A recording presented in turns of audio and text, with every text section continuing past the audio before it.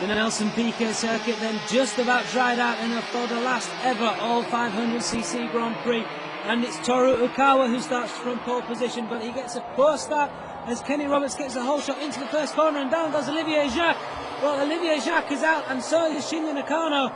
The two Gaulois Yamaha Tech 3 riders forced out at the first corner, and it was Jacques' mistake.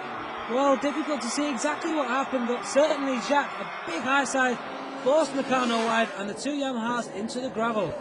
Well, Toru Okawa, who started from pole position, got a poor start, but he's back in front now. Toru Okawa leads the race from Kenny Roberts in second place, then a slight gap to Valentino Rossi in third. Kenny Roberts grabs the lead back from Okawa, and a real fight for supremacy in the early stages of this race between Kenny Roberts and Toru Okawa.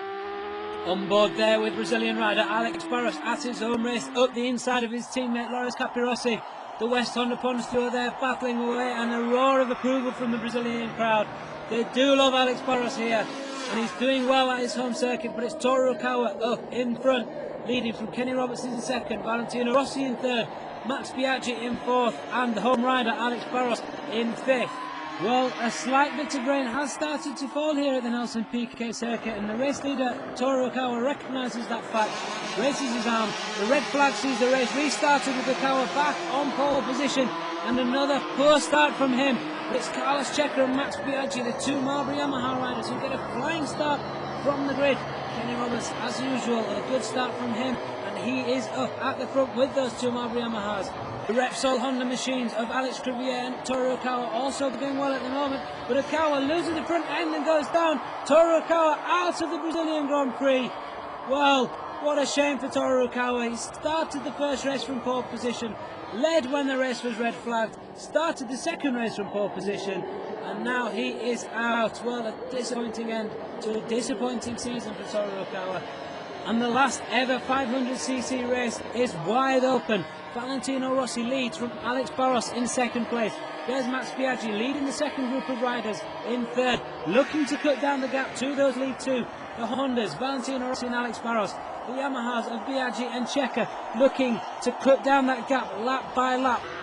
Well, the 500 title, of course, already decided. Valentino Rossi is world champion, but the fight is on for this last victory, and none of these riders seem to be letting go. Valentino Rossi then leading from Barros, Biaggi and Checa, again there you can see menacingly lurking in fourth place as Biaggi moves at the inside of Barros into second place then. Biaggi trying to go head to head once again with Valentino Rossi. Well, Rossi has certainly had the upper hand over Biaggi throughout the 2001 season, but can Biaggi have the last lap here at Rio? We shall see. The closing stages of the race, and Carlos Checa looking to mount an attack from third place. The overhead view there shows the two Marlboro Yamahas of Carlos Checa and Max Biaggi launching an assault on that yellow Honda of Valentino Rossi at the front.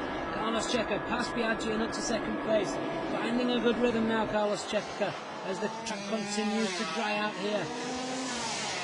And Checa up the inside of Valentino Rossi, out of the slipstream and into the lead. 9 laps to go. Rossi leading from Checa, Barros, Biaggi, Abe, Capirossi and Crivier on the combined standings there.